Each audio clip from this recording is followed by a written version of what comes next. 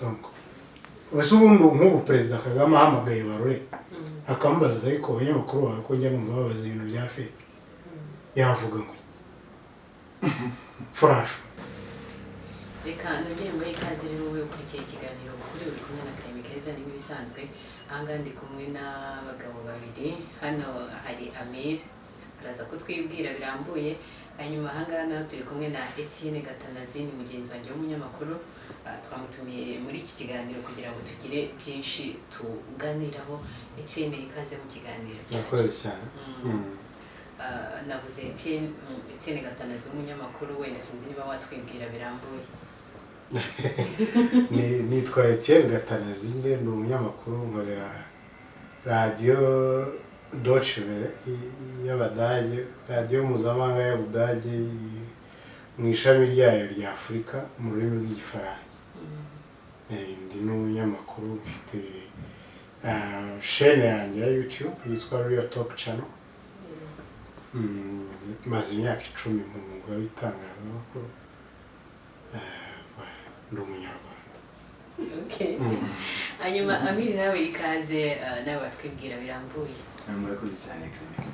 Nitwa Amir Mbera, ndi umuhanzi nkaba n'umwarimu n'ubundi byo by'ubuhanzi n'ibyo nigisha muri université, nigisha mu ishami rya industrial design, mu bijyanye na set design and interior design, nkagira n'ibyo mpagarariye bindi byitwirerero byo kubaka umwenegihugu udasanzwe.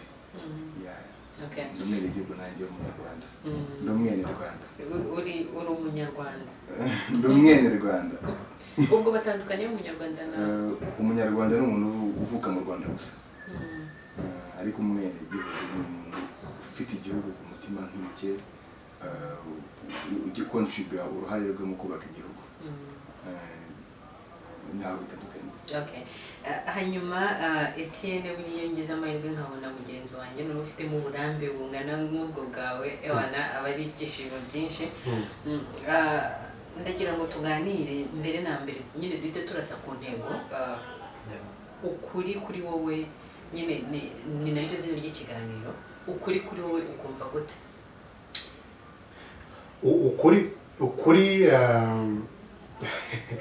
Ukuri abantu twigeze kubijyaho impaka turi abanyeshuri muri secondaire. Ukuri bavuga ngo ni ikintu kiba mu nshinga kuba. Ukuri ikintu ukuri donc ikiriho kuba kw'icyo kintu donc kikitwa ukuri. Ikintu kiriho udashobora kuvuga ngo iki uragica hano iki gice hano. Donc bakakubwira bati amazi meza ntabwo agira ibara. Ibyo ni ibintu bya principe yo muri physique. Amazi ubwo ni ukuri, ni ikintu kiriho utari bujyaho ngo ujye guhakanya ngo uvuge atari ko Nyabarongo ngo njye mbona hari igihe yabaye umuhondo. Oya, ubwo ntabwo aba ari amazi meza. Igisobanuro cy'ukuri cy'amazi ni uko amazi atagira ibara. Ariko ukuri habaho ukuri abantu basobanura mu bintu bitandukanye. Umunyapolitiki afite ukuntu asobanura ukuri k'uburyo ibintu bihagaze kuri politike ye. Hakabaho ukuri k'uburyo batwigisha mu kiliziya cyangwa mu muzigiti cyangwa ukuri bavuga ngo ni ukuri kw'Imana. Hakabaho n'abajya bavuga ngo habaho ukuri kw'impamo. Ngeze kumva babaza minisitiri w'ububanyi n'amahanga icyo gihe yari Dr. Charles Murigande, aravuga ngo ibyo bintu bamubajije ni ukuri kw'impamo. Donc ukuri ni ikintu kiriho bitewe n'ugisobanura. Urumva ubijyanye muri politiki hano bashobora kubwira bati abana bose mu Rwanda bigira ubuntu. Uko ni ukuri politiki y'u Rwanda isobanura. Umubyeyi babasaba amafaranga y'agahimbazamusyi bakamusaba uniforme kandi biri muri 9 years basic education byose ari ubuntu. Akakubwira ati ibyo bintu ntabwo ari byo. Ariko mu bitabo hari ibintu byanditse kubera ko politiki y'igihugu niko ivuga. Ubwo wenda hari igihe hari ukuri kuzamo exception, kuzamo irengayobora. Kimwe nuko n'ukuri ko muri Bibiliya kera yigeze kujya habaho ibintu Kiliziya Gatolika ikarwana n'abasiyantifike. Abasiyantifike bakavuga bati no, ntabwo turi mu kintu bita heliocentrisme, turi mu cyo bita geocentrisme. Abasiyantifike nyine bakavuga bati ukwezi, izuba ntabwo ari ryo rizenguruka isi, isi izenguruka izuba. Uko kuri kwari kwaramaze ibinyejana n'ibiki kurahinduka. Biterwa rero n'ukuri n'uburyo umuntu agusobanura, rimwe na rimwe akaba yagusobanura mu bujiji, by'uko hari ikintu atazi akakubwira ati jyewe ibi bintu mbizi gute. Umuntu ushobora kuza akakubwira ati yenda dufate nk'icyo gihe cya Galilei bavumburaga ko isi atariyo izengurukwa n'izuba. Kiliziya Gatolika yararakaye agera n'aho avuga ati yagejejwe mu rukiko aravuga ati vous me condamnez pourtant et tout, murandenganya nyamara isi niyo izenguruka izuba. Kugeza igihe ibyo bintu byose byabayeho byo kumujyana mu rukiko kumuziza ibyo ibintu byabaye mu kinyejana cya 14. Papa Yohani Paul wa kabiri niwe wabisabiye imbabazi muri 1995. Urumva rero hari abantu bafite ukuntu kwabo basobanura icyitwa ukuri kubera impamvu za.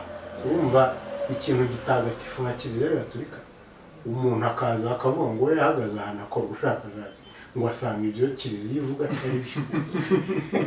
Hari ibintu biri urumva na Bibiliya abantu bajya bayihakanya ku bintu bimwe na bimwe, harimo n'abavuga ko Yesu atabayeho, ariko nyamara ni ukuri kuzwi kuriho. Ariko undi muntu aravuga ati no, ni ibintu biraho bishingiye ku muco w'abazungu n'amakirima yabo. Ubwo rero navuga ko ukuri kuba kuriho, wenda ibyo ntabwo babimbarira ariko bakaba bakwemera n'abatakwemera, bitewe no gusobanura. Urakoze cyane. Reka wenda abadukurikiye ntibibone nk'ibibazo, ahubwo turimo kuganira. Hari igihe uvuga ikintu washyiraho ikindi nyine bikagaragara nk'aho ari ibibazo. Ariko ndagira ngo tuganire nyine ku bijyanye nyine tuvuye ku kuri, noneho ukuri n'ubwisanzure ni ibintu bisa nk'ibijyana cyane cyane no mu mwuga wacu. Amira urihangana, ibijyanye n'ubwisanzure byo ubibona gute mu mwuga wacu? Reka mvuge mu mwuga wacu, ariko noneho nindahiza mpite nanakubaza muri rusange.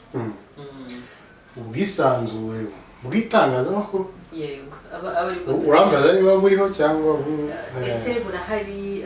Hanyuma wowe ubona gute ubuhari? Ese niba budahari ubona habura iki? Ibintu nk'ibyo. Ubwisanzure mu Rwanda bw'itangazamakuru, kuba umuntu yavuga ko buhari cyangwa budahari, urumva guhita mvuga igisubizo ngo yego cyangwa oya ntabwo ubwabyo bihagije. Ubwisanzure bw'itangazamakuru kuvuga ngo burahari cyangwa ntibuhari biterwa na angle umuntu abireberamo. Ngewe ku giti cyanjye kugeza ubu nta muntu urampamagara wo mu butegetsi bw'u Rwanda ngo bambwire atari ugatara ibintu utangaza ndavuga uwo mu butegetsi, kuko hari abantu ku giti cyabo kubera ikintu bita enda excès de zèle, kwa kundi kuyicuranga ukayicimiriya ngo bakurebe bavuge ko uri mwiza warwanyije umuntu wenda utavuga neza ubutegetsi.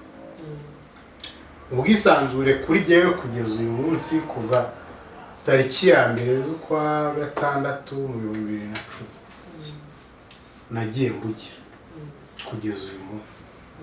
Nta rwego rw'ubutegetsi rurambwira ngo gatanaza please ibi bintu ntabwo dushaka kubitanga. Hari ibyo ntangaza nkabona n'abantu bavuga ngo birakomeye, ariko abana ntabwo ari igihe uje mu bitangaza uko biri, namagaye abantu barabitangaza mbabaza ibibazo kwa.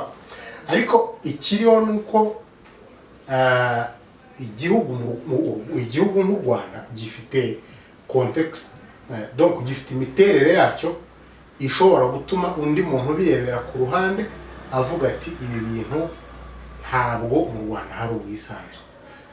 ni nk'urugero simbizi neza ariko ngira ngo dushobora kuba turi ku 154 y'ubwisanzure bw'itangazamakuru ukurikije igipimo cy'umuryango ugenzura abanyamakuru, umuryango w'abanyamakuru badafite umupaka, Reporters Without Borders, bo bavuga ko mu Rwanda hari ibintu byinshi, ko abanyamakuru baterwa ubwoba, ko abanyamakuru bafite ibintu byinshi batinya gutangaza. Ariko muri make iyo witegereje ukumva n'ibyo bagenzi bawe bakubwira, ukaba wagaruka inyuma ukavuga uti ndetse kwirebaho wenda nanjye bizangeraho, ubwisanzure abantu baracyarwana nabwo, leta ishaka kubusobanura uko bwakagenze, n'umunyamakuru avuga ati oya izi limite zirahari. Hari aho ugera umunyamakuru akakubwira ati iki n'iki jyewe uyu muntu ufite position muri leta, noneho turavuga umuntu ufite position, ngiye abakunda kunyataka n'abantu ngo bikundira igihugu badafite ahantu ibintu bakora bizwi biri aho. Ariko umuntu akubwira ati runaka wo mu butegetsi yarampamagaye arambwira ngo ibi bintu bitangaza, arambwira ati ibi bintu ntabwo ugwiye kuba ubitangaza kubera izi mpamvu n'izi. Wenda abanyamakuru rimwe na rimwe hari igihe biba ngombwa ko inkuru wagiye gushaka abantu bari muri position yo kugusubiza batagusubiza rero ukabikora wowe nk'umunyamakuru, ugashaka abantu bashobora kubivugaho, bashobora kuba ari abaturage. Ibyo rero kwa kuri twavugaga iyo kumaze kujya hanze, ugasanga umuntu runaka araguhamagaye arakubwira ati ibyo bintu ntabwo ari byiza, turabibona. Akaguhamagara kandi wenda wakeneye ko guha amakuru ntayaguhe. Yego, yamara akaguhamagara rimwe na rimwe muri rangaje ishobora kugutera ubwoba, ariko nibura haba harimo ko uwo muntu nawe yatinya accountability, ko ashobora kubazwa ibyo bintu. Iyo accountability rero tujya tubona abayobozi bakurwa mu myanya yabo. Ubwisanzure mu Rwanda mu kubwitegereza kwanjye bufite n'ahantu bwikangira amateka. Ntabwo waba wumva hari ibitangazamakuru byamaze gufungwa ngo wumve ko urekuriwe ibintu byose. Hari ibitangazamakuru mu mateka y'igihugu bihora byandikwa no mu maraporo byafunzwe, hari ibitangazamakuru mpuzamahanga, hari n'ibindi nakuriyerega umuntu runaka, nubwo mvuze ko atari uwo mu butegetsi ariko avuga ati uriya mwana mu murebe. Ngewe baravuze ngo mfite ingengabitekerezo, ngo nkorana n'abantu bafite ingengabitekerezo ya jenoside. Donc ni ibintu bishobora kukugiraho ingaruka, ukavuga uti bon ntabwo ari umutegetsi ariko hari ukuntu ashobora kuntera ubwoba, nkaba nahungabana nkavuga ni ese ubundi nubwo atari umutegetsi abaye abwegereye. Ibyo bavuga ngo il est proche du pouvoir, yegereye ubutegetsi, ashobora kwinfluence icyemezo kikaba cyamfatirwaho. Ariko ibyo ni ibintu ndi mvuga kugeza ubu, mvuga ngo ashobora, kubera ko bitarambaho. Ariko bitabujije ko hariho bagenzi banjye, hariho n'abahunze igihugu. Ubwo rero ushobora kwibwira ko wowe byawe bitakureba, nta kibazo urahura nacyo, ariko haba hari abandi bateweho ubwoba. Ubwo rero muri rusange ndetse kubireba individuellement, njyewe nk'umuntu navuga ko context, imiterere y'igihugu itatuma uvuga ko hari ubwisanzure mu buryo burambuye. Biterwa n'amateka y'igihugu, biterwa n'ibintu bimwe na bimwe abanyamakuru badahita bashoboke bemerewe gutangaza, ariko ashobora kuvuga ati ibintu nimbitangaza biratangira bibyara ikibazo. Ugasanga umuntu ubwe arimize, atinya kuvuga ibintu runaka yabonye kuri tele, atinya kuvuga ukuri kw'ibintu ko kwari kuri tele. Wenda ashobora kuba hari n'abenda bahamagarwa bakababwira bati ukuri kw'ibintu ntabwo mwebwe ibyo mwabonye si byo, wenda ni mekontantement y'abaturage. ariko ntabwo bihuye n'uko leta ya designinze. Wenda ukiri aho ngaho nk'umunyamakuru ubimaze n'igihe ese wenda hari ibintu umunyamakuru atemerewe gutangaza wenda bitewe na context runaka nk'uko hari ibintu bitemerewe gutangazwa. Hariho ntabwo wagenda mutangire gusobanura ukuntu nubwo waba wabonye ayo makuru ukuntu Minadef iri design, ukuntu inzego z'iperereza zikora, ukumva ko ari ibintu wagenda uko wishakiye no mu bindi bihugu hari ibintu abantu badapfa gutangaza. Ntabwo uretse ko hari n'ukuntu wenda mu itangazamakuru mu Rwanda wenda twumva ibintu bitandukanye n'uko byakagombye kugenda. D'abord umunyamakuru mu mwene igihugu, ntabwo urukingo rwa corona nirwica abantu 100 ntabwo uzabibona kuri France 24 ngo kubera ko igitangazamakuru mpuzamahanga cy'Ubufaransa. Nibuka ko France 24 rihabwa inkunga na Minisiteri y'Ububanyi n'Amahanga. Hari ibintu bitazabera mu Budage biraho koko bikomeye cyane, ujye kubyumva ku maradiyo nko kuri Deutsche Welle dukorera bagira amabanga. Natwe nk'umunyamakuru hari ibintu ugeraho kumva ukavuga uti okay nabibonye, ariko si qu'il importe de le dire, ngomba kubivuga. Nk'ibintu by'umutekano, ibintu bishobora guhungabanya umudendezo w'abantu ku buryo ushobora kuvuga ibintu bigatera panike mu bantu. Nk'ubwo utangiye kugereranya intwaro, urabizi nk'ubu u Rwanda rufitanye ibibazo n'u Burundi, rufitanye ibibazo n'Ubugande. Uramutse ufite amakuru yavuye muri UPDF y'intwaro bafite ziruta iz'u Rwanda, ukaba unafite amakuru y'intwaro za hano, ukavuga uti mu bubiko bw'intwaro za Uganda harimo ibintu birasa mu birometero 200 n'urugero, nuvuga ngo umuntu yarasa ari Kagitumba akageza Icyangugu, sibyo? Na hano ukavuga uti intwaro za hano ni ntoya ku buryo Uganda iramutse irwanye n'u Rwanda ibintu byatushobera. Ushobora gusoza uteje ikibazo hagati mu baturage bavuga bati kumbe twari tuzi ko ibintu tubifite neza, kumbe hari abantu baturusha intwaro, bishobora kudukomera. Ibyo bintu rero ubuteje ikibazo muri rubanda. Ntabwo ari ngombwa ko ibyo bintu ujya kubigereranya, kubera ko d'abord ubutegetsi buba bwifuza ko abaturage babwemera. We rero utangiye kwereka abaturage ko igihugu cyawe ari fake, ntabwo ari byiza. Nicyo nakubwiraga ko burya na hariya dufatira urugero i Burayi, hari ibintu badatangaza,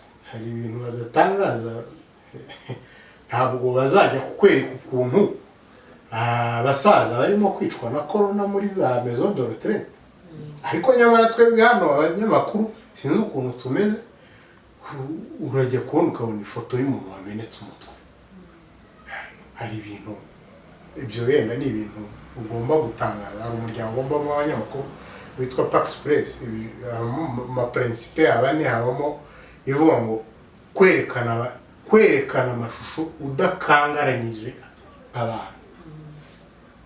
Ariko wenda ibyo tubiretse, ariko ntabwo hariya dufatiraho urugero, ntabwo bazajya kwereka ukuntu corona irimo kuritagura abantu kandi kamera zabo zijyayo, ariko bo bafite conviction zabo, bo nk'abenegihugu b'Ubufaransa, bo nk'abenegihugu b'Ubutaliyani.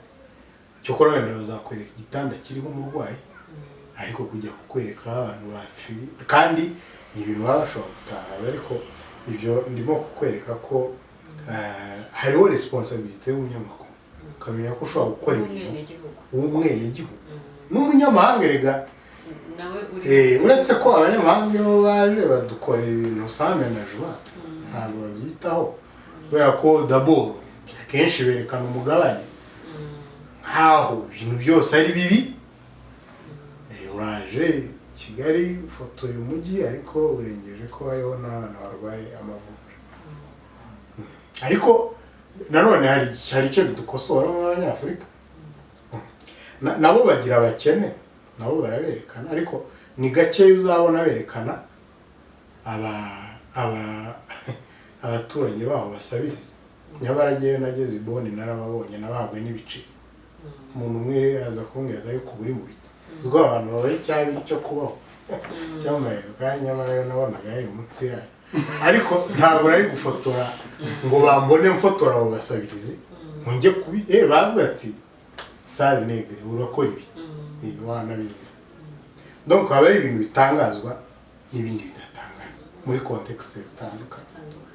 Kubera impamvu. Hanyuma Amiri, wowe twahanga twavugaga ku ruhande rw'itangazamakuru, wowe muri rusange ubibona gute nk'umujene? Icyo kintu ndakigarukaho, nk'umujene w'umwenegihugu nyine. Noneho wenda ushobora no kunyura hariya hose watubwiye ukora, yaba mu kazi kawe wenda muri kaminuza n'ibiki, ariko utubwire muri rusange ubona ibijyanye n'ubwisanzure bihagaze gute? Urakoze cyane, ntabwo ndi bujye kure cyane y'ibyo Etienne amaze kuvuga, gusa njye ndagaruka ku ruhande rw'abaturage, by'umwihariko young generation.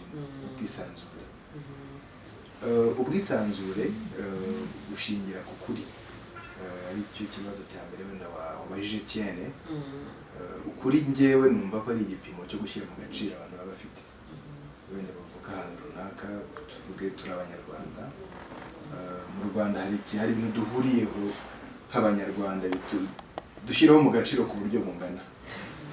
Hari n'ibyo noneho dukonsoma ku buryo bungana, tuba dufiteho uburenganzira cyangwa se ububasha bungana, byihame ko tugomba kubigira, nk'umwuka, amazi, amahoro, ibintu by'ibanze bituma mbega buri wese yifuza agahungabana. Ntekereza ko ariho ibintu bishingiraho ishyirwa mu gaciro mu mitekerereze, ari nabyo bigena noneho umunyakuri, kuko kuri ni kuvugwa kuragirwa.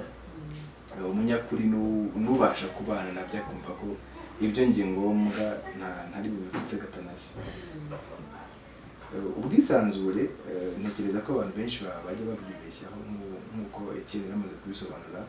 Umuntu yumva ko niba tuvuge ngewe naje hano nkashaka ko tuganira mpagaze ku maboko y'intebe nicaye hano hejuru, ari ubwisanzure bwanjye, nisanzuye, numva ko niba ari ikintu abantu batinye ibanga, ubundi ibanga ni ukuri utavuga, nta banga ry'inyuma ribaho. Amabanga yose aba ari ukuri ariko utatinyuka kuvuga. Iyo kuvuze n'ubwoko bw'irumwe urw'abandi banga n'irya babiri mu muco, iyo birenze wowe ntibiba bikiri ibanga, aba ari inkuru undi wese yabara, kuko utari wowe kandi kumvikana kandi ukaniterpreta mu buryo bwe. Noneho rero muri kwa kuri kugira n'amabanga, nibyo Etienne yavuze, avuga ati hari ubutegetsi byo buba bwaproteje bitagomba kugaragara rimwe na rimwe, ariko atari ku nyungu z'uko bitari kuba, atari ku nyungu z'ubutegetsi, ahubwo inyungu z'abaturage, kugira ngo badahahamuka rimwe na rimwe, badakwira imishwaro, batumva babayeho mu bwoba nk'abantu bari bugirirwe nabi wenda n'ibiza cyangwa ibindi bibazo. Ibyo utabitangaje uri umunyamwuga kurusha uko wabitangaza. Nigeze kubona ikiganiro cy'abantu muri Korea ya Ruguru, bari kuvuga ngo baratubeshya, twebwe baravuga ngo ntabwo twisanzuye kandi turisanzuye.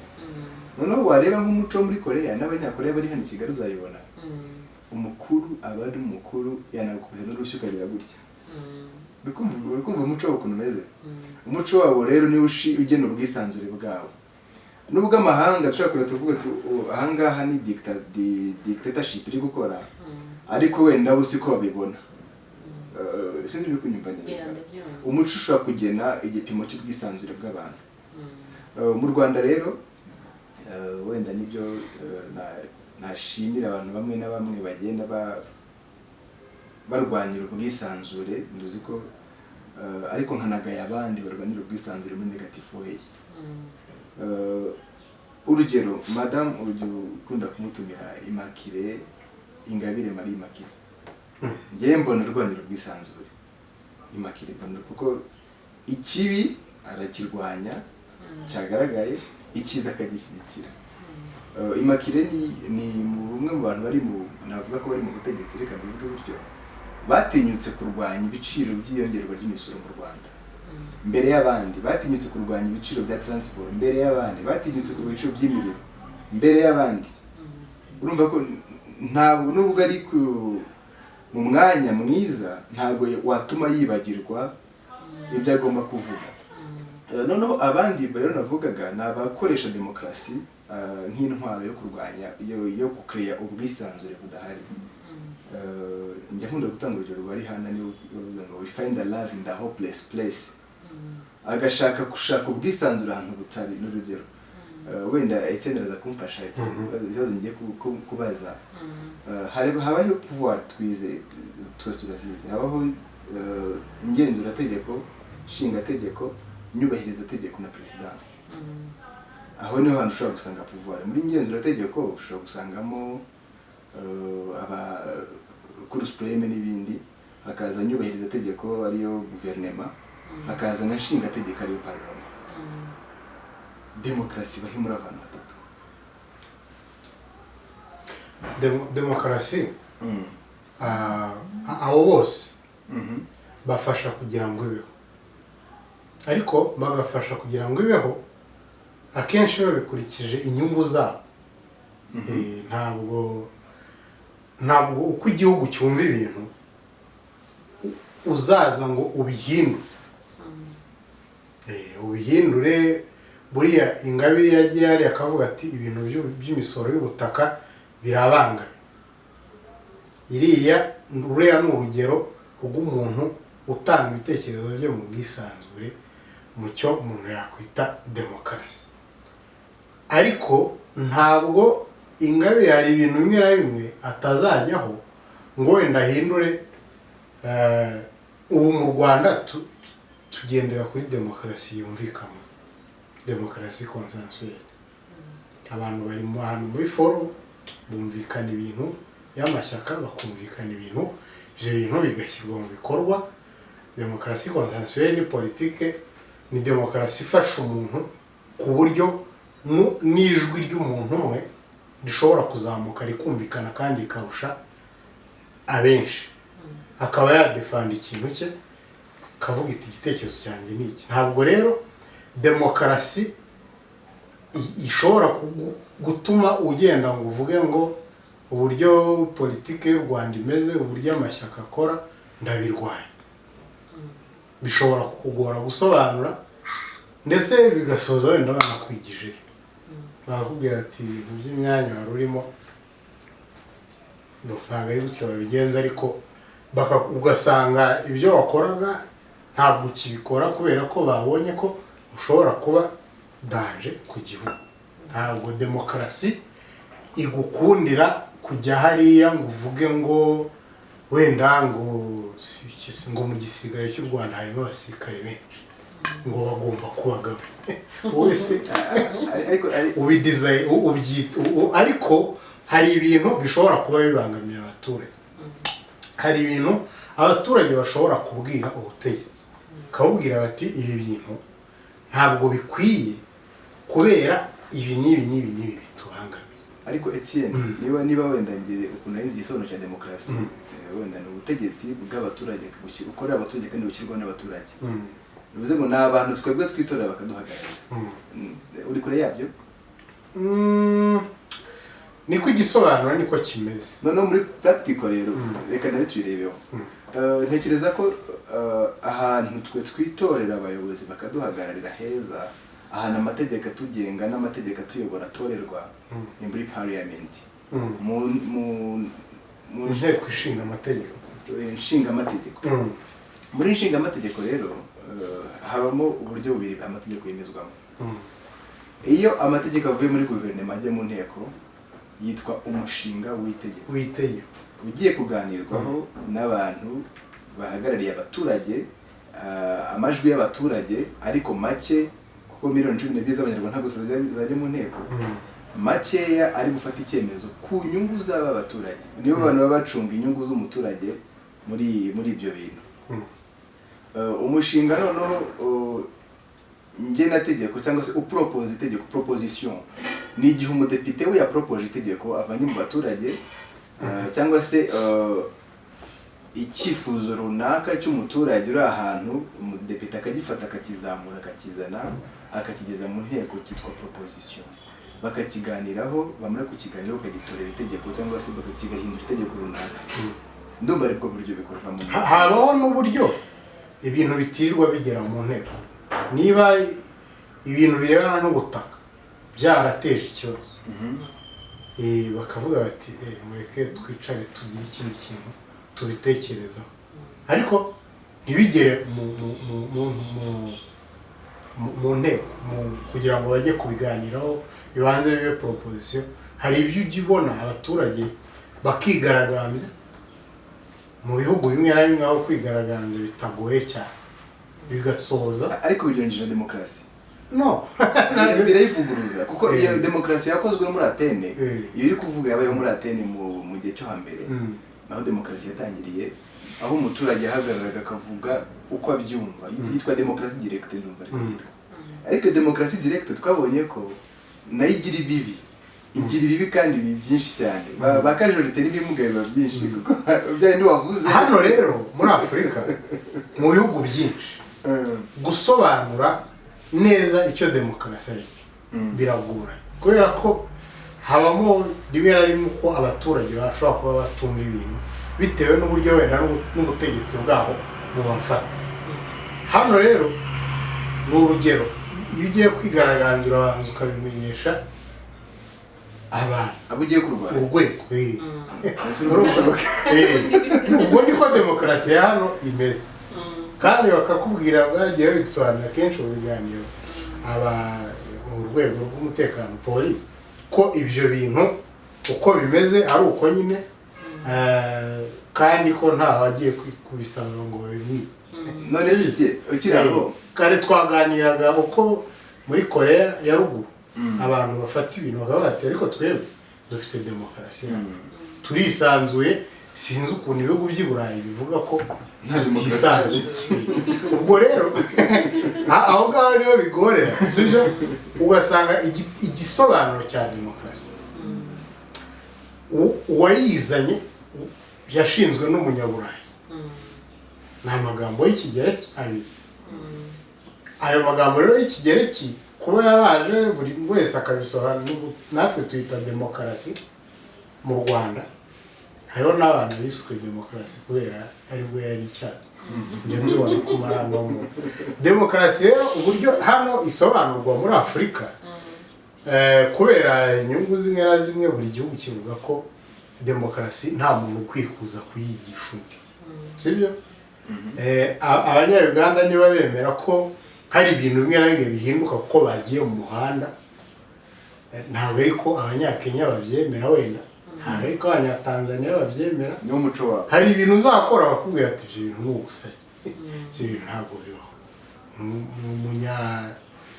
umunya-Namibia umunya-Botswana ibyo bihugu byo hepfo mu majyepfo ya Afurika bashobora kubwira ati no ibyo bintu byo kujya mu muhanda ugasakuza utera amabuye ntabwo ari byo mu gihe Abagande baraduseka mu Rwanda baraduseka ukuntu ibintu byabo ngo twese tumeze nk'aho turi mu kiliziya ngo abanyarwanda ngo nyamara wagenda watembereza mikoro n'umunyarwanda akubwira ati se kugira ngo leta yumve ikintu ukomena ibirahure bya banki Etienne wenda nkurikira ibiganiro byawe ugasanga nk'umuntu ikibazo ntabwo ari kubona ko umudepite yitoreye atari gukora ahubwo akakirenganyiriza perezida wa repubulika ibyo bintu bihuza ute ku ugasanga amacumu yose arajya kuri perezida kandi ababishinzwe bameze gutya kubera ko mu gihugu ibintu byinshi bishingira ku cyizere abaturage bafitira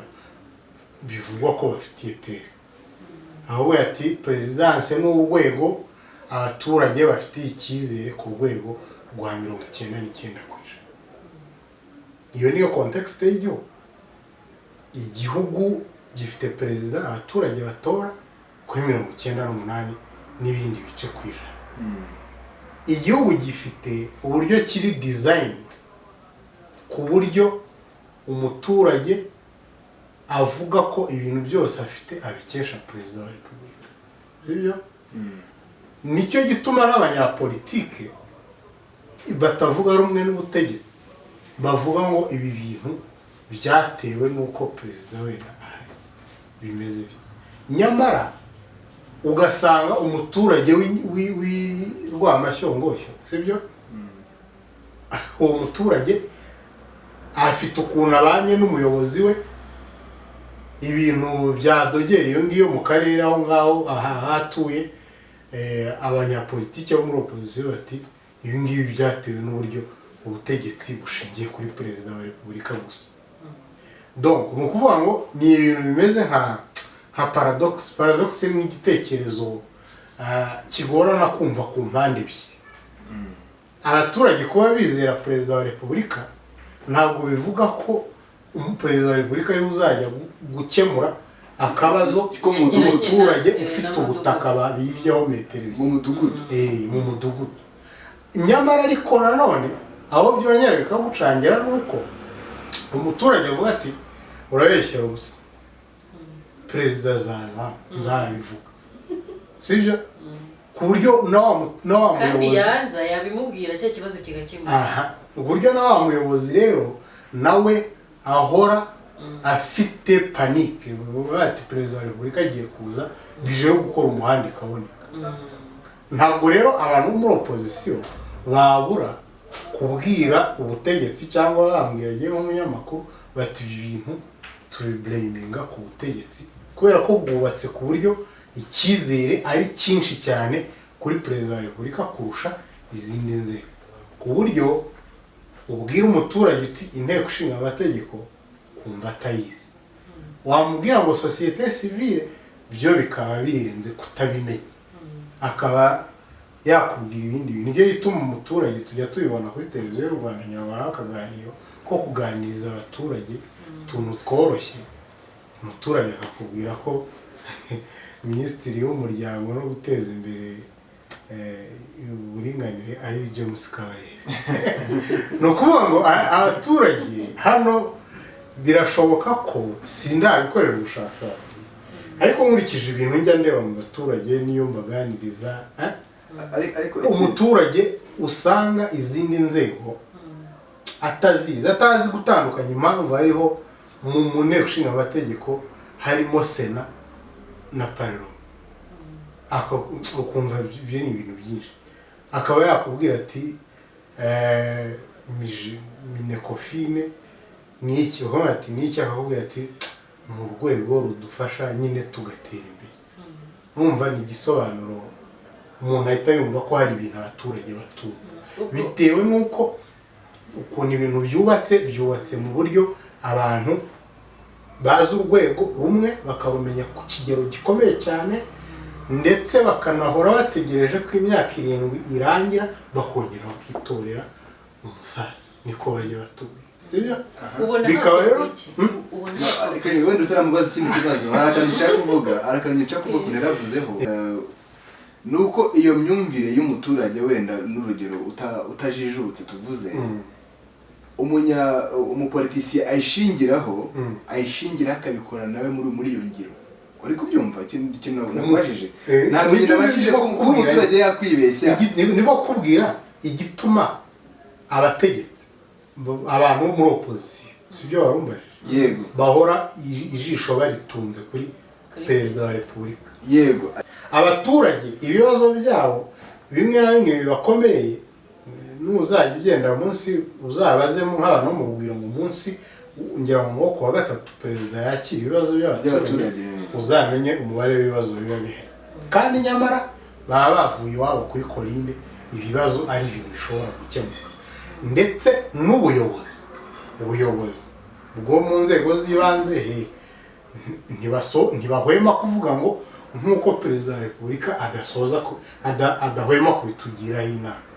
Ubwo rero ntabwo rero opozisiyo yajya kubaza parlement, kandi kubera ko umuco ifunguye itegereje ibibazo by'abaturage. Byitwa ko ifunguye kubera ko n'abaturage rimwe na rimwe uzumve bahamagara ku maradiyo cyane yigenga, ujya kumva baravuga ngo ariko ngo inteko ishinga amategeko ngo tutajya tubona ndetse n'abanyamakuru bakabaza ku nteko runaka ntabwo twakwijamo tukabona umuntu dushatse wamubona ariko ntabwo bivuga ko none se kuki ntabwo uzanarebe porosantaje y'icyizere abaturage bafitiye perezidanse no kumanura ariko uzabibona ariko aho ngaho niho ntari kwemera rero aho niho ntari bwemere kubera ko niba ikibazo cyanjye ngewe naritoreye umudepite intumwa yanjye iri bugende ikakivuga mu buryo buri fomo reka mbyite fomo kuko nyine nshobora kukivugana amarangamutima n'umujinya wenda bikumvikana nkaho ndi kurwanira ibindi mu buryo buri community n'ibyumvikana ariko wa mudepite wize uzi ukuntu amategeko ashyirwaho n'ukuntu agenda niba yarize ko arabiformulatinga ku buryo bivuga mu buryo bya bintu bigira agaciro n'izindi mbaraga bikumvikana bikagira power ibyo ni inzira imwe y'ibintu bicamo ariko ni nako demokarasi ivuga demokarasi ikora mu nteko ko n'amatora aba bonyine guverinoma urukiko ruranomwa ni inzira imwe ibintu bicamo yemewe hariho n'indi nzira noneho abantu bose bavuga nicyo gituma ariko ni shortcut nicyo gituma kuba ari shortcut ntubimbaze inavuguruza demokarasi ngewe mu 2010 yego nagiye ahantu banyohereje kuri televiziyo y'u Rwanda gutara inkuru abaturage babo barasabota byari ibintu byo kwiyamamaza barasabota bishyiraho indirimbo za FPR ngiye kubona umukamera bararambye ati ngino we ndagenda ndeba muri vizi yari yafashe akantu uwo mukandida nawe bamufashe yibeshye yibagiwe arimo kwiririmba indirimbo ya FPR urumva rero nayo werekenyera twari tuzi ibintu byo kubika za archive kuri utuntu dusekere ntabwo twarapropoje twiye gupropoza ajye n'abandi banyamakuru gukora utuntu tw'utu insolite nk'uko twabonye abana ba perezida bambika ingofero mama we yanga bayimusubizamo bagiye kwiyamamaza turavuga ariko nk'ako kantu umukandida w'ishyaka ntashaka kuvuga yagiye ahantu muri interieri aba bagacuranga indirimbo ya FPR nawe akisanga yayiririmbye tugashyizeho nta ukuri ryari ibindi bagiye bakora muri side bisekeje twishyiraho utuntu tw'insolite bo baravuga ati kandi turi igitangazamakuru cya leta bimwe tugomba kwirinda ariko ni ukukwereka imbaraga uretse wenda n'ishyaka riri ku butegetsi ariko imbaraga za perezida wa repubulika ziri hejuru cyane mu Rwanda ku buryo abaturage bategereza ko abakemurira ibibazo bitaba ibyo abaturage nubwo atabakemurira ibibazo nubwo yaza akavuga ati ivyo bibazo bishaka ukuntu mubikemura abaturage bafite icyizere ko noneho abayobozi bagiye kuri pressure yo gukemura bya bibazo nicyo gituma na opposition hano itekereza ko ibitagenze byose bigomba kubazwa perezida wa repubulika erega opposition nayo itekereza ikurikije imiterere context y'uburyo igihugu kitekereza naho ubundi nzira iri fomo yo gucisha ntabwo tukabona ngo bimeneke bon bishatse byamera ko simbizi niba ariko mu mitekerereze ya opposition bimeze aho ngaho tukira aho ngaho ndi kwibaza ese kubera iki wa muyobozi wa undi wegera umuturage kubera iki we ategereza ko ikibazo kibanza kuzamuka hejuru ibyo ni gestion bitabujije ko hatari nuko wenda icyo kibazo gitumye nshyiraho n'indi moderation ku ruhande ntabwo bibujije ko hari abantu bakora neza hari abaturage bavuga ati shaho meya runaka ntabwo yajyaga ategereza ko perezida wa repubulika agera shaho dufite gitifu mwiza ariko habaho n'abandi kubera wenda inyungu bifitiye cyangwa wenda kubera n'ibindi bintu bibatambamira mu muhanda kubera ko iyo wegereye abameya n'ibiki hari ibintu bakubwira bya bindi twavugaga by'ibintu biba bihishe wowe ukajya ubona ibintu kuri surface ariko ibintu uko byakagenze wabireba wawe umuntu yakubwira donc ibintu bacamo kugira ngo ibintu bimwe na bimwe bikorwe ukaba wakumirwa ntabwo ngiye kubivugira hano ibintu navuganye n'abantu bamwe na bamwe cyangwa nagiye numva nk'umunyamakuru, ariko hari impamvu nyinshi zituma bari abantu bataderivaringa, sibyo? Ntujya wumva se umuturage arahamagaye perezida wa repubulika ari handi direct n'abaminisitiri barari, agahamagara ati nyakubahwa perezida wa repubulika, hano ahantu turi mu karere runaka ibibazo bimeze gutya, umuhanda waracitse ariko byaratinze kugira ngo ukore. Perezida wa repubulika agahita ahamagara minisitiri w'ibikorwa remezo, minisitiri w'ibikorwa remezo agasobanura ati ibintu birimo inyigo, turashaka kumenya impamvu kiriya kintu cyashwanyutse.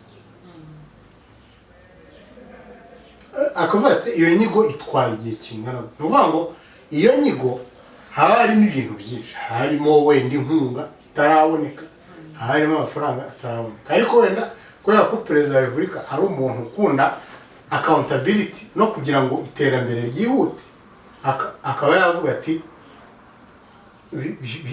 dutegetse ko ibi bintu mu mezi abiri bizaba byaraye. Abaturage babonye serivisi kubera ko perezida wa repubulika atifuje ko ibintu bitinda. Jewe niko njya mbibona, ubwo kandi n'igitekerezo cyane mfite ndi free yo kugitanga, ukabona minisitiri rimwe na rimwe muri conviction nkeya yaravuze ngo yego nyakubahwa perezida wa repubulika tuzabikora, ariko ute ukabona ko asa nkaho nuko nyine ari perezida wa repubulika ariko asa nkaho afite ingingimira ariko ibyo bintu bizakora muri ayo mezi, ariko kazasoza ibintu bikozwe kubera haba hari ibintu byinshi biri inyuma aho ngaho.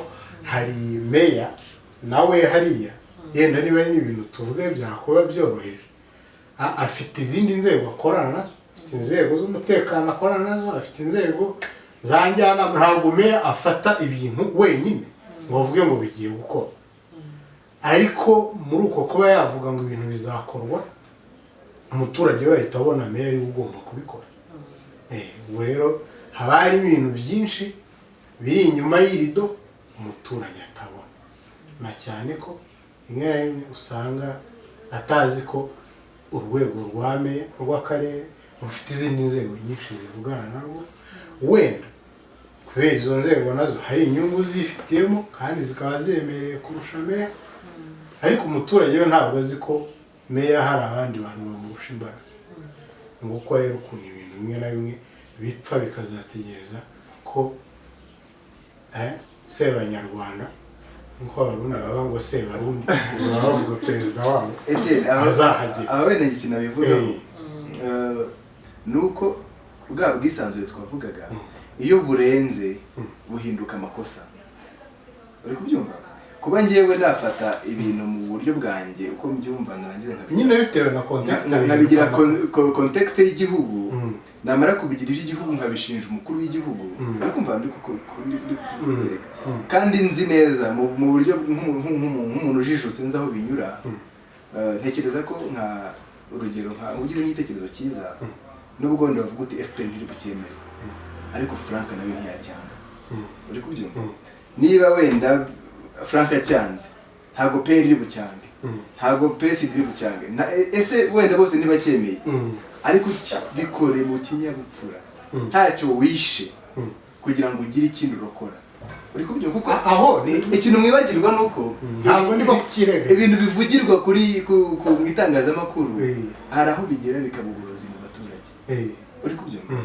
Noneho byaba uburozi mu baturage bigatuma wa muturage ahari nawe abona na ya mungu twavugagaho yo kumva ko agomba kugira over confidence yo kutanyuza inzego kuri mudugudu, kutubaho ubuyobozi bwe bwo hasi, ariyo range yo hasi. Wenda ntabwo wemera ko wenda ubona ko ari ko ubutegetsi bumeze, cyangwa wemera ko iyo attitude abaturage bayitewe wenda n'itangazamakuru niyo opposition? Ntabwo ari ko ubutegetsi bumeze. Ibyo ndabivuga nkurikije ku ngero eshatu. Kera bajyaga bavuga ngo wenda ngo ni icyama kumva nk'umuntu araje akubwiye ngo cyene ngo ibintu ngo biturutse bukuru ndabikwibwiriye bifunge, kandi mu by'ukuri wenda biro politike uwo muntu ubivuga wari biro politike ya Rusororo uretse gato biro politike ya Rusororo nta kintu na kimwe yavuze kuri Etienne habe na kimwe sibyo ariko ugasanga wa muntu kubw'inyungu ze ndashaka kumvisha ko akenshi byicwa n'abantu ku giti cyabo kandi bajijutse bari gukora movement yindi idasanzwe utekereza byaraturutse he ngo abaturage bagire iyo mitekerereze kuko uriya muturage ubwirwa n'umuyobozi ati ibi bintu byaturutse hejuru wenda bitanahaturutse umuturage we azabyemera kuko azabona ko umuntu umukuriye yamubwiye ko nawe byaturutse ahandi hantu hamurenze byaba byabaye cyangwa bitabaye ubwo rero abandi ba acteur abandi bari muri filozofi yabo ya opposition bazaprofita amakosa akorwa bwaba mu butegetsi bwo hasi bwaba no mu butegetsi bwo hejuru sibyo ntabwo umuntu wo muri opposition yabura kunenga ahereye hejuru kuri presidence kubera ko abona ko abaturage bizera cyane president sibyo bamwizera cyane ndetse ibintu byinshi yagiye mu mahanga niwe ubisobanura mu biganiro niwe usobanura ukuntu igihugu giteye sibyo ayo ni amakosa bishobora kuba ari imiterere y'ubutegetsi ariko se ni amakosa ngewe ngiye kubisobanura nk'amakosa hano ngewe ngiye kubisobanura hano ntabasaho ngiye kuvugira nk'umuntu uri muri FPR ariko wenda nkaba ndimo kuyigumuraho nkaba ndimo kubisobanura hano nk'umunyamakuru ubirebeye iruhande bitewe n'ibintu mbona ntabwo ngiye naje gusobanura ngo ibi bintu ni amakosa ndimo kukubwira kubera ko umutoza w'umupira ashyiraho system sibyo akavuga ati nta makemwa ni 4-4-2 sibyo undi akaza afite 5-3-2 rimwe we sinzi niba ndengeje imibare y'abakinnyi babandi bagakubitwa ibitego 5 ntabwo ari uko uriya systeme wenda hari ubundi idatsinda hari igihe abakinnyi bari mu kibuga batazi gukina iyo myanya abo rero ndimo kugereranya aho batazi gukina imyanya niyo nk'iyo bagenda bakabwira abaturage ngo ibi bintu byavuye hejuru nyamara bitahavuye iyo bihavuye rero iyo umuntu yavuze ngo byavuye hejuru opposition nyine ihita iblaming aho hejuru nakubwiye ko opposition ibereyeho kugira ngo nayo igere ku butegetsi ukiri aho Etienne sibyo kandi kugera ku butegetsi ni ugukoresha moyens zose zishoboka wenda reka ngire icyo mbivuga ku byo uvuze kuba umuturage iyo hamaze kuba amatora ubwo ni muri demokarasi hamaze kuba amatora dushyizeho abayobozi bazaduhagararira inshingano z'umuturage ni izihe muri icyo gihe ni ukumvira ubutegetsi bishyiriyeho ni ukuyoborwa n'abo bantu bishyiriyeho ni ugushyigikira ubutegetsi bishyiriyeho kubushyigikira mvuga ni uko umwenegihugu n'ibyo nareba mu ugasora ibyo usabwa byose ikindi gikomeye ni ukurinda ubutegetsi mwishyiriyeho ibyo bintu rero gato ibyo bintu bimaze kubivuga nibyo bita bihura n'icyo ngenda ita repubulika yubakiye kuri minisiteri enye kuri ngewe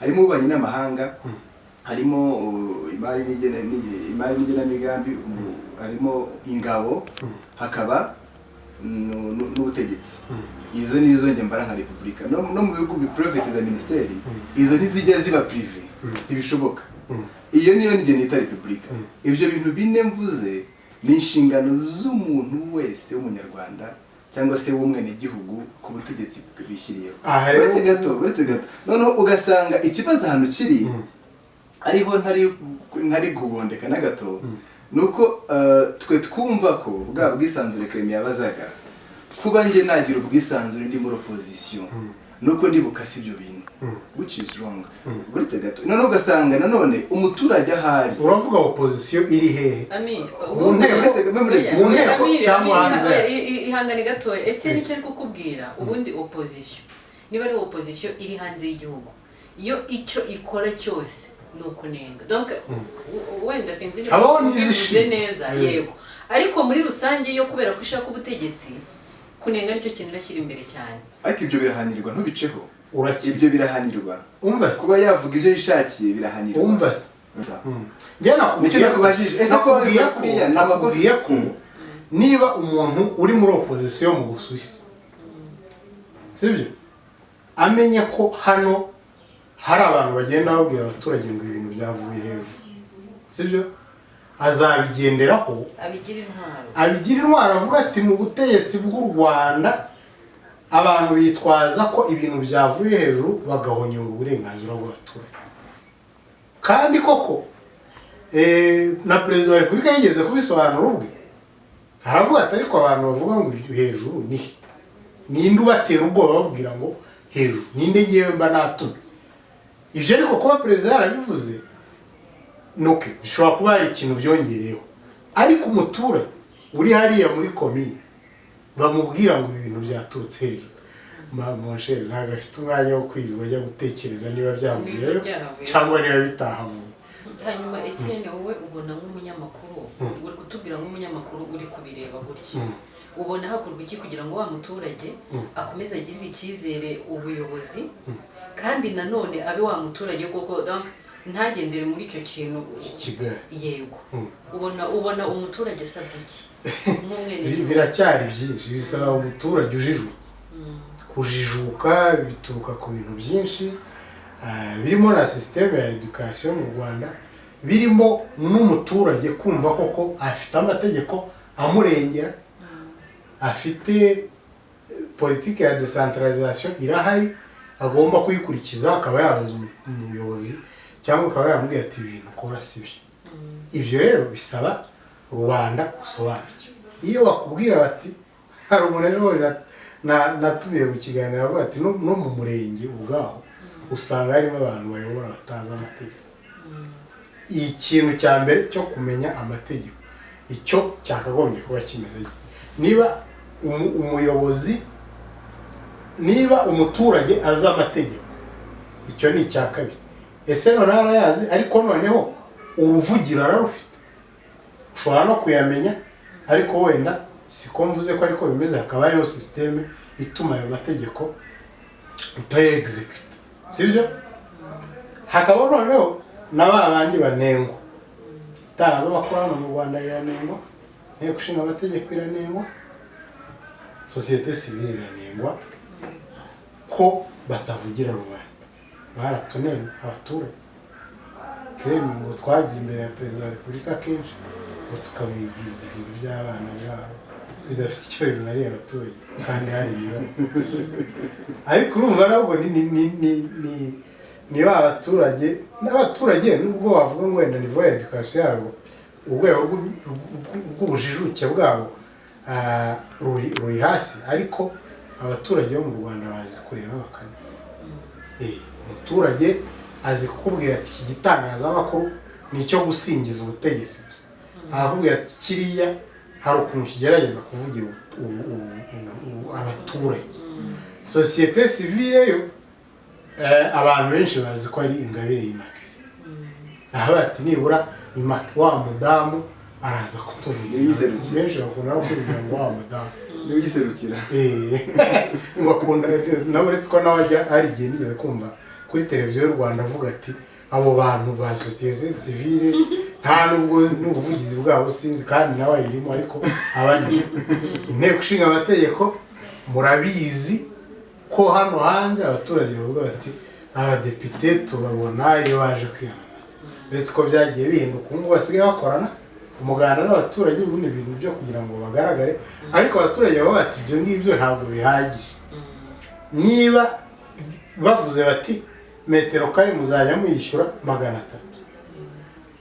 abaturage wenda hari ukuntu batazi ukuntu ibintu biba byagenze mu nteko niyo ngiyo uko bavuga ibintu bica muri buryo buri fomo ariko umuturage we icyo abashaka kumva umudepite yamuvugiye niba rero ari ibintu byakozwe bigakorerwa ahantu umudepite atazi bikaza nawe akabona rimwe na rimwe arabisinye umuturage azahita avuga ati n'ubundi kakarengane twarakamenyereye inteko iracecetse iyi nteko yemeza ibyo urwego runaka rushaka. Ubwo rero ni ukuvuga ngo hari inzego nyinshi mu Rwanda, mvuze kuri icyo kibazo, hari inzego nyinshi mu Rwanda wenda zifite impamvu runaka zituma zidakora uko zakagombye gukora. Aya makuru barabibona. Tero utojaga ngo umunyamakuru wa Bwoba TV ngo ni katuni bari bakoze. Umunyamakuru wa Bwoba TV ngo arabaza ngo se ngo barukuno amawuwa muri Kigali bayahindura niba ari amawuwa niba ari amabara, kandi undi akahita berekana ibyo abantu batekereza ngo nk'ubuyobozi bamuhaye ijambo.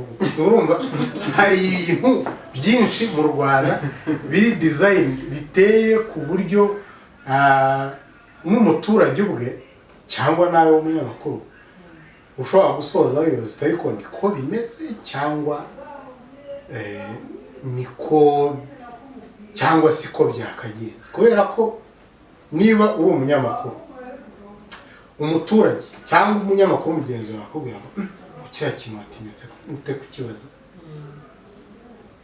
biba bikwereka ko hariho nivo runaka y'abantu bafite ubwoba wenda budafite aho bushingiye. None se reka nkubaze ikibazo. Nk'ubu kera ngira ngo mu 2014 umunyamakuru yabajije Perezida Kagame ibintu by'urupfu rwa Muzehe Rwigara. Abantu bose bifata impungenge bati noneho karaba. Abantu bo muri opposition barandika ko ka video baragakata baragasirikiza ngo umunyamakuru rwose ngo bamuprote ninde wamukozeho. Kubungubu ngira ngo ashobora no kuba ari ahandi muri leta. Ninde wamukoze? No kuvuga ngo hari igihe hari ibintu abantu bishyizemo kubera wenda situation y'igihugu kunigeze kuba imeze. Kandi hari ikintu leta itazakora jamais crebi, ntabwo RGB izahagarara imbere yawe n'umunsi n'umwe. Ntabwo RMC izahagarara imbere yawe, ntabwo ubutegetsi bw'igihugu minisitiri Shyaka ntabwo azaguhagarara imbere ngo akubwire ngo ariko kuki mutavugira abaturage. No, wowe ugomba kureba niba hariho ubwo burenganzira. None se ko muri societe civile harimo abantu bavuga bamwe na bamwe, abandi bagasigara bafite ubwoba, ariko nabo bafite ukuntu bakubwira ko hari ibintu bimwe na bimwe bitangira kugenda nabi iyo bavugiye abaturage, sibyo? Ariko hariho ibyo ari byose, hariho nivo runaka, sibyo? Abantu bashobora kuvuga bati yagezweho kubera ibintu byinshi nababwiye, acteurs ziri muri diplomasi by'abantu bagenda bakaganira n'ubutegetsi. Hari ibihugu reka nirinde ijambo hano banga ngo pressure. Hari ibihugu bishobora gushyira igitutu ku gihugu cyangwa rero kitaba igihugu itaba pressure, bikaba ibiganiro biba fruitful, bivamo ikintu runaka. Uko ibintu byari bimeze bigatangira guhinduka, sibyo? No kuvuga rero ngo ngarutse ku bintu wambazaga nuko ubwisanzure mu gihugu bufite ukuntu buhagaze, ndetse hariho n'ibintu ubutegetsi bushobora kwirinda gukora kandi wenda bwashaka kubikora kubera impamvu. Bakavuga bati ni aho turi harahagije, uko batubona nabi kurahaye, reka twirinde ibintu bimwe na bimwe. Ariko hakaba hariho umuntu uvuga utari ku Franco uriya munyamakuru ni gutatarafunga. Ariko ubutegetsi bwo bari ubutegetsi byo nakubwira nawe ikiganiro cyayo umuntu waza umudepite avuga ngo katanazi, ariko birarago ari ibintu bishobora gushingirwaho. Ubutegetsi bufite uburyo butekereza bitandukanye. Ubutegetsi bumeze nk'ikisi, nuko nk'uwafungura ubwonko bw'umuntu akakwereka ukuntu bumeze, akakubwira ati ahangaha hashinzwe ururimi, hashinzwe uwatwara imodoka n'ubwonko bubiyobora. Wakwereka mu mutwe w'umuntu ukuntu hameze, cyangwa akakwereka amabuto ari kuri motherboard ya computer. Ubutegetsi niko bumeze. Rero ntabwo nimfatiye telefone nkayikubita hasi buri gihe, ntabwo ariko telefone ipfa. nicyo gituma rero hariho abantu bavuga ya muntu yanga igihugu ya munyamakuru ni ikigaragara ariko ubutegetsi ntabwo buhita busimbira nk'uko abarundi babivuga ngo umuntu yicaye muri Cyber Cafe areba ikiganiro cy'umunyamakuru yumva ntikimushimishije arangije yarandika ngo uriya muntu ngenda mwana ngo mu gitondo polisi izi gutwara ntabwo bishoboka. none se mu kanya ubwo mpere kuri icyo noneho nkanagera no kuri ibingibi wari uvuze ngo RGB RMC ngo ntabwo bazaza ngo bakubwire umunyamakuru Clement cyangwa Etienne kora gutya kuvugira abaturage gutya. Etienne ubimazemo igihe ubona umunyamakuru nyine umunyamakuru akeneye kuvugira abaturage tubyemere tubyange ubona udashinze kuba bavugira yego ubona umunyamakuru kugira ngo abe umunyamakuru koko yuzuze n'inshingano ze ubona yagombye kuba ameze gute donc yagombye gukora iki? hari ikintu abantu n'abatunenze hari ikintu abantu batajya basobanukirwa umujyi ubibona buri gihe abanyamakuru tuvuge barabiye bajya mu rugwiro kubaza ibibazo nicyo gitangazamakuru gifite abanyamakuru benshi ngira ngo n'abandi wenda bazareba simbizi neza ariko ubona umunyamakuru ukaba witeguye ko wenda wari bubone Jean Pierre Kagame cyangwa wari bubone undi munyamakuru tuzi ko wenda Cleophas Barore yatayoboye ni urugero ndimo gutanga ukabona undi bati twari tumumenyereye mu bintu biri social ariko abajije ikindi kibazo. Hariho nubwo editor wa umwanditsi mukuru w'igitangazamakuru cyane abikora kugira ngo n'abanyamakuru batinyuke ibibazo bimwe na bimwe ariko akenshi bigakorwa bikozwe n'abanyamakuru bo mu ruhande editor akeka ko rwegereye hahantu bashaka. Gusa nyine icyo navugaga nuko igituma abanyamakuru bakunda kunengwa kutabariza rubanda harimo rega ntabwo buri gihe ari kiriya kiganiro na perezida cyangwa na ba minisitiri cyangwa n'iki nk'ubu kuva natangira Real Talk cyangwa kuva nakorera biriya bitangazamakuru iriya Deutsche Welle nigeze no gukoreraho televiziyo mpuzamahanga y'Ubushinwa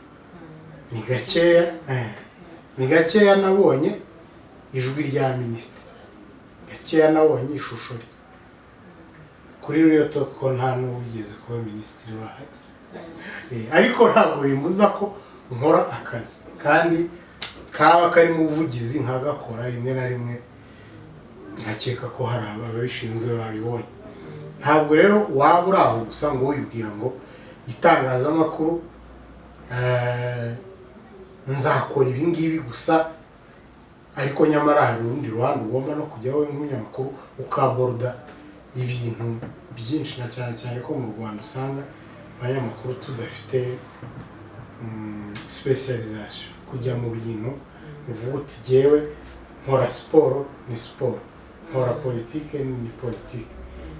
Urugero ntabwo uzabona Olivier Pron wa RFI arimo kubaza perezida Macron perezida Macron afite abajya kumubaza ba Laurent Delahousse bakomeye Pijadas abanyamakuru bakomeye bazi kubaza ibyo bintu ariko gihe yahuye n'abanyamakuru ba siporo barimo kumubaza igituma icyo avuga ku ikipe y'igihugu y'Ubufaransa ntabwo uzabonayo Laurent Delahousse ubaza ibintu bya politiki uzabonayo Olivier Pron n'abandi bandi kuri za Canal.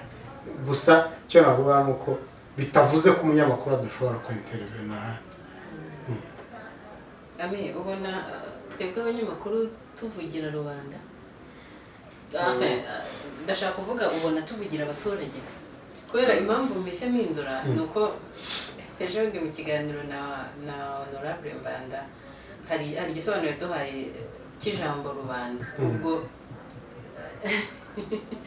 niba waragikurikiye waracyumvise ubona twebwe abanyamakuru dukora inshingano zacu nk'uko bigomba. Ku ruhande rwanjye umunyamakuru w'umwuga agira umurongo ibyo Etienne yavugaga. Rero mu murongo we mu murongo wafashe niho barizamo ibibazo wenda bijyanye n'inyungu z'abaturage, kimwe no kutanababariza kuko ntabwo ari izo nshingano z'umunyamakuru zonyine.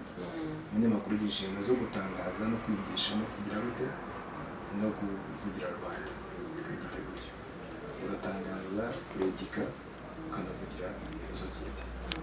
Rero hari ukora gutangaza no kwedika gusa, akaba uri ahantu hagarara, ariko zaba yama interview yari exclusive ugasanga ntabwo yabarizwamo. Ndavuga nk'urugero nka Munana, Alphonse Muhire Munana, umva ko niwo murongo afite, arigisha, yamara kwigisha akanavuga amakuru rimwe na rimwe, ariko nka hano ari minisitiri runaka, perezida runaka, wumva hari abajyayo ntekereza ko ari byo gatagaza gusobanurira mu buryo burambuye mu nzira ukuntu bisobanuye, ni ukugira umurongo mbere na mbere. Naho ku cyo navugaga kuva kare cy'inshingano z'abanyamakuru, hari abari muri wa murongo ahubwo wo kuba babariza Rwanda batabariza Rwanda, ahubwo ugasanga nawe arapekinga ibyacitse gusa, ibyakozwe ntiyapurisiye, ahubwo ugasanga ari kuvuga bya bindi bimwo byacitse bimeze nko gutabaza, aribyo akenshi na kenshi navuze ko bishingiye, usanga ari n'abaringa bitahari. Nta kiriya kintu twavugaga Etienne cyo kuvuga ngo ibukuru bavuze ngo biriya bintu njye mbona ari baringa ku giti cyanjye, mbona ari baringa kuko akenshi usanga ntawe bivuze. Kucyo warumbajije, abanyamakuru benshi usanga wenda ndabivuga mu buryo bwanjye mu murongo ndimo, usanga bakirwana n'imibereho, bakanga kwiteranya. Wenda niba ari nka press conference yajyaga iba muri Minispoc imuhereza 30 buri byumweru bibiri, avuga ati barambana kuri liste runaka niyo nabajije ibitabazwa, ugasanga ubuzima bwe kariyeri ye kwivangura n'ubuzima bwe rimwe na rimwe, ugasanga ni ikibazo gikomeye. Icyo rero niba gihari ni ikibazo gikomeye, niyo ya makosa nakubwiye opposition yurira ibintu bidakwiye. Niba umunyamakuru abajije ati siporo mu Rwanda yarapfuye kubera abantu bayarya ku nyungu zabo, ni urugero, kubera iki minisiteri ya siporo imukura kuri lisite y'abazagaruka kuba? Ibyo ni ibintu birimo ikintu nakwita basesi kuri ibi bintu bidakwiye. Ibintu aho tugeze ku myaka 27, ubu ngubu yabaye 7, sibyo? Ntabwo twakagombye kuba turi muri ibintu bya yamvuze ndarakaye byamunyengere, yarumva abantu bakunda kuvuga ngo umunyengere. Ibyo bintu rero Karasira akunda kubitubwira. Ibyo bintu rero ni amafuti, urumva.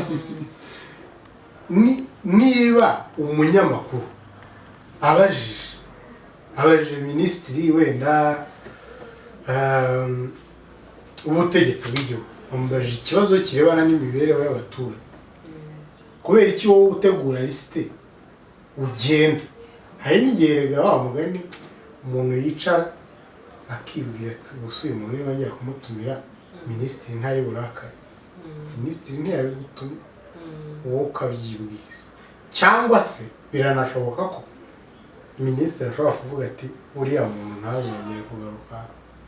Ariko ibyo bintu niba biba, abanyamakuru bakubwira ati yewe narasezeye sinshobora kuzongera gukandagira ahantu kubera akaba ari gusezera cyangwa akaba atajya yibona ku lisite gusa, urumva, ukisanga uri ahantu nawe utazi gusobanura impamvu uhari, uri muri ndavuga status yawe imeze gute.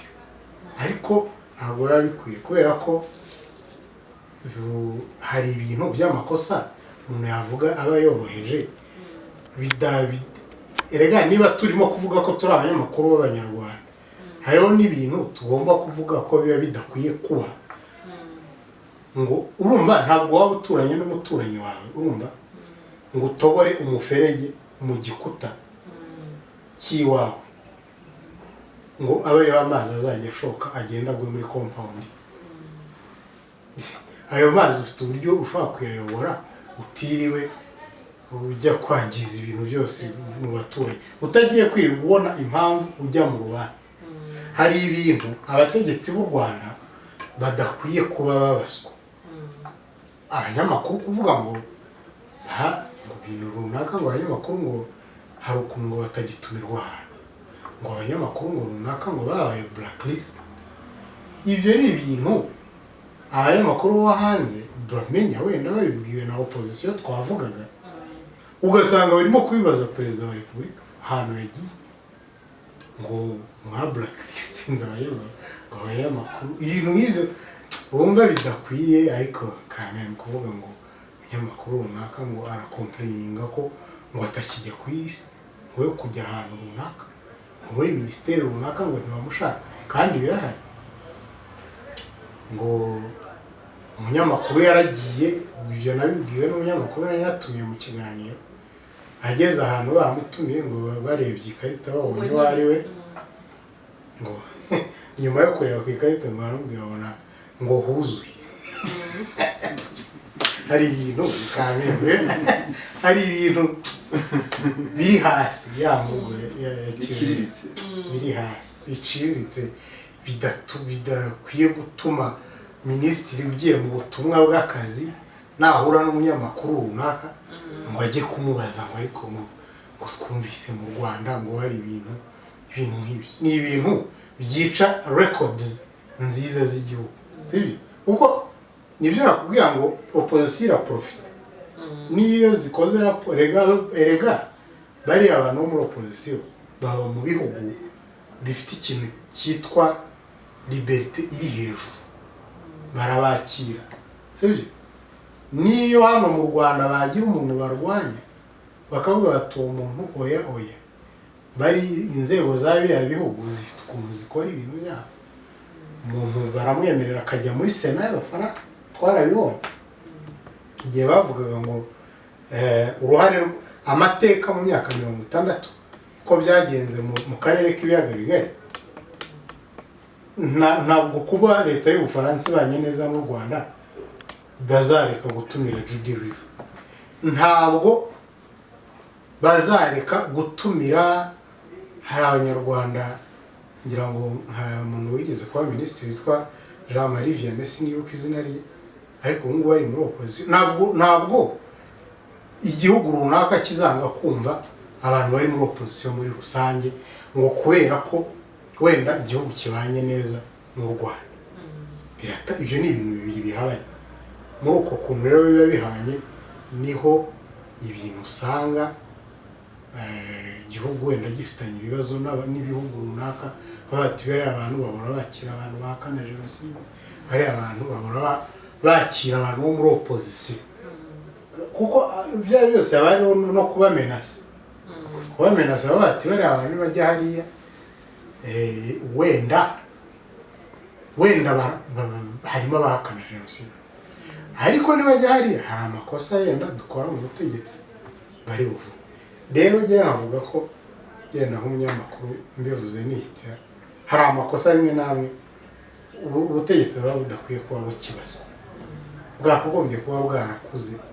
Nubwo njyewe mbona ko bwakuze, kuko igihugu gihabwa kuyobora ibintu babiri, kwakira inama, kugira nka ziriya zose ziba hano, kuba igihugu gifite position ya gatatu ku isi muri Afurika mu rwego rwo kuyobora inama zikomeye, kuba igihugu gishobora gushingwa gushyiraho reform zireba impinduka mu bukungu bw'umugabane.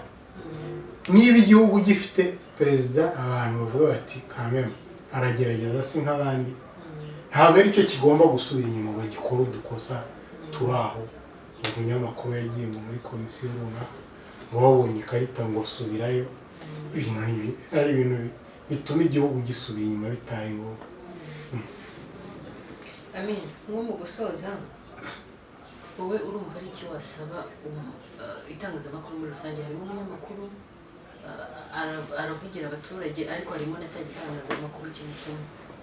Niho nari ngeze mu kanya ndi gusa n'uvuga ku cyo mwari mumbajije nageze ku ruhande rumwe rwenda rw'inzego za leta zishaka guhisha amakosa yazo, bafite abanyamakuru bandi bakirwa n'ubuzima basa naho bahatse mu buryo buri negatifu, ugasanga noneho hari n'abandi noneho batunzwe cyangwa se batekereza ko kugira ngo bagire icyo bamara cyangwa se bagire icyo bakora ari uko bo bahangana n'urwego rw'ubutegetsi. Kuri njye rero umunyamakuru mu kibazo mbaze ku kibazo mbajije, umunyamakuru mbere ko umunyamakuru ni umunyarwanda, ni umwenegihugu. Ntekereza ko mu byo yize, mu bumenyi afite, ashobora gutanga umusanzu we kandi wubaka igihugu mu buryo buri negatifu cyangwa se buri pozitifu. Ubundi negatifu gusenya, buri pozitifu bubaka. Uko mutuvugira, mbabare mpagaruke, muratuvugira ariko mu buryo akenshi na kenshi usanga n'ubundi havugwa ibigaragara birahagaragara, bya bindi twabonye ahagaragara n'undi ugasanga nibyo basubiyemo nabo.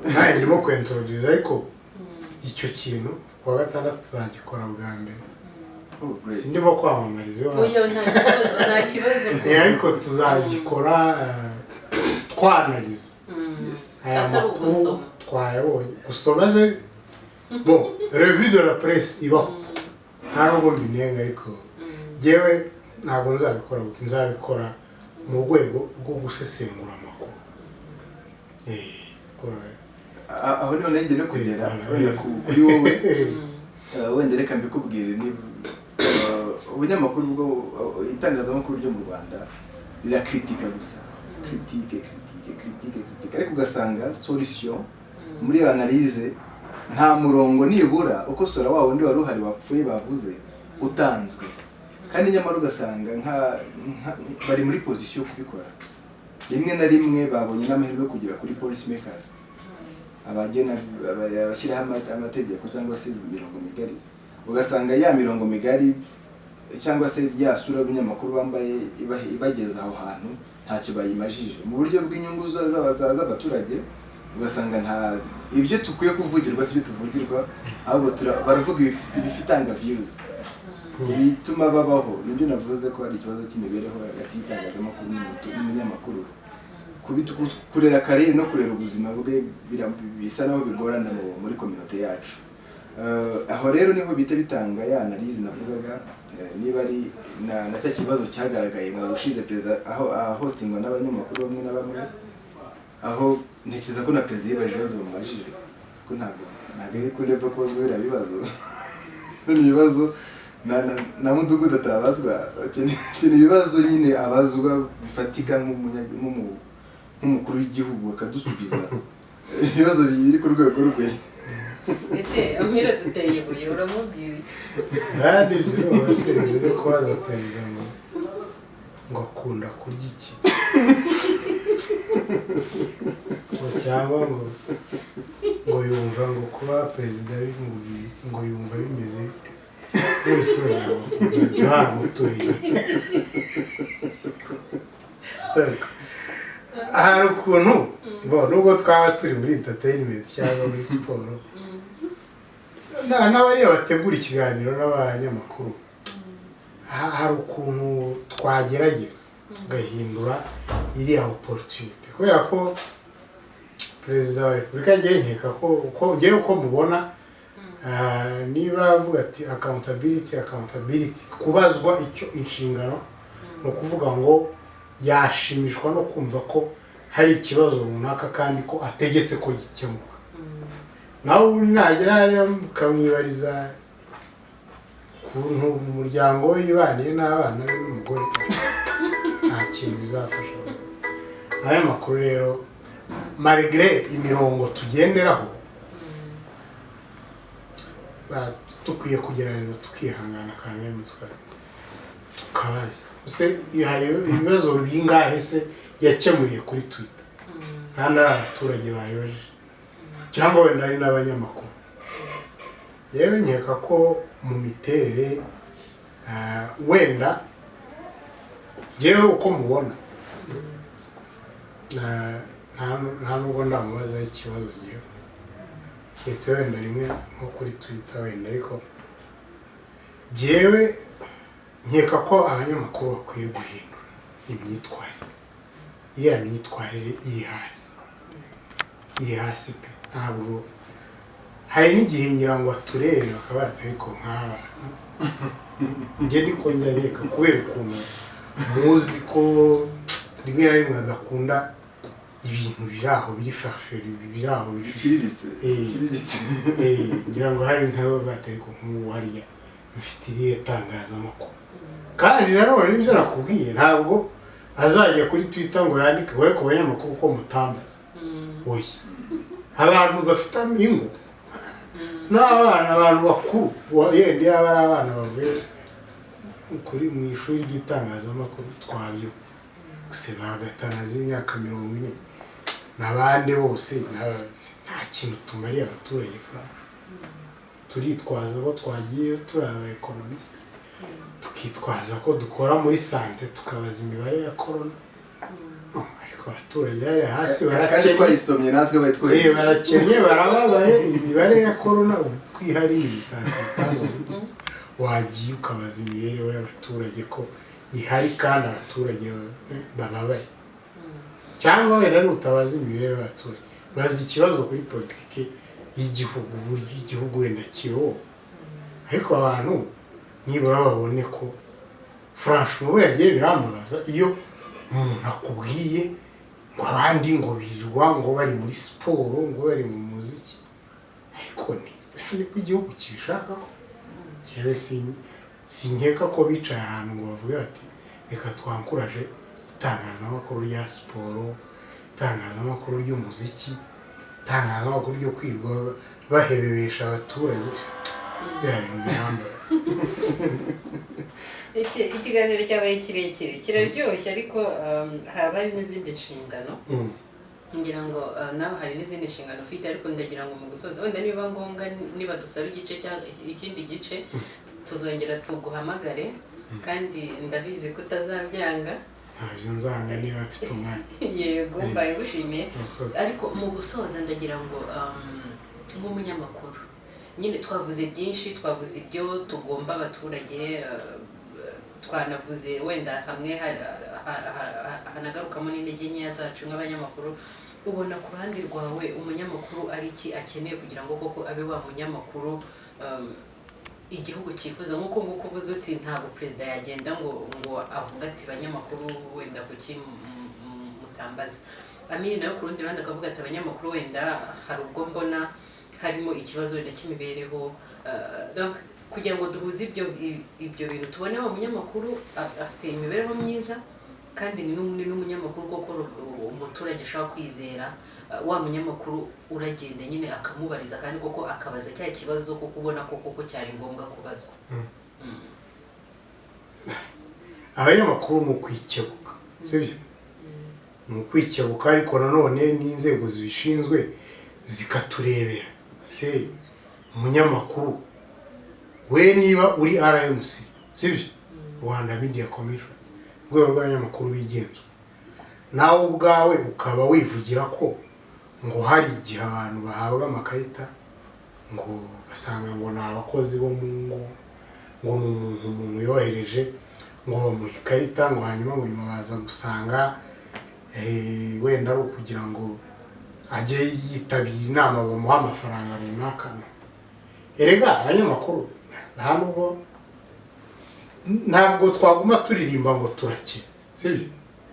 None se abaturage nabo niyo bavuga ngo turakira, nyatwe tujye tubasubiramo ngo erega natwe turakira. natwe nuko Hanyuma urumva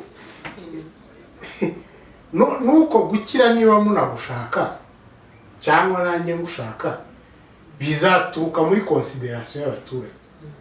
Ese niba uri umunyamakuru ukaba utinya wenda kubaza ibintu birebana n'ibyo u Rwanda rwigeze gupfa na Uganda, ukaba uvuga uti ibyo reka mbireke ntitere, nta nubwo ubariza umuturage ikibazo cy'ibyiciro by'ubudehe, nta nubwo ubariza umuturage warenganyijwe muri ibyo byiciro.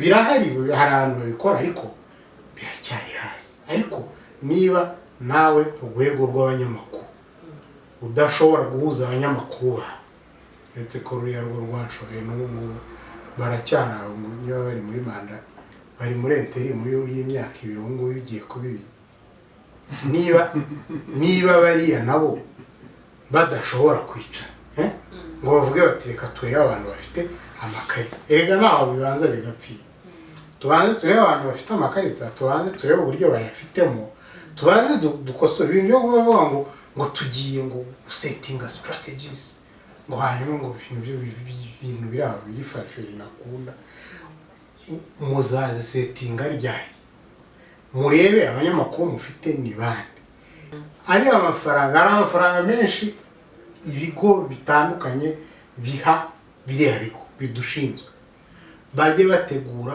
amarushanwa amahugurwa y'amakuru y'uburyo amakuru akorwa nibiba ngombwa banigisha uburyo abanyamakuru bashobora kubana n'abaturage neza kubera ko ngubu rwose nta kubeshya abanyamakuru nta cyizere abaturage bakidufite kandi byose bishobora guturuka na hariya abantu bari aho bibwira wenda ko ibyo bakora bishimwa ariko ntabwo washimwa abaturage ufite banenga abantu uyobora biriya bigo bishinzwe itangazamakuru bikwiye kugira ikindi kintu bakora bakareka ibintu bya selfishness byo kwihebaho amafaranga agafatwa agahabwa abanyamakuru ndetse bakanabakangurira kuko biriya bintu birangira iyo umunyamakuru yagize ikibazo ni urugero ngiye kuba aho kugira ngo biriya bigo bidushinzwe bikuvuganire usanga biri ku ruhande rwawo wagiranye ikibazo nawe ntabwo bishoboka ntabwo rero wakwibaza ko abo bantu bafite calibre yo kuvuga ngo abanyamakuru bagire donc wese ubundi nk'ubu Perezida Kagame ahamagaye Barore akamubaza ariko abanyamakuru bawe ko njya numva babaza ibintu bya fake yavuga ngo franchement reka mvuge ko wereka tuvuge kuri Barore uri imbere ya Kagame abakubaza twibaza ibintu bya fake abanyamakuru bawe kuki utabigisha kuki utabahugura mbwira nk'ikintu wamubwira amahirwe ngira nuko ntariwe nakoze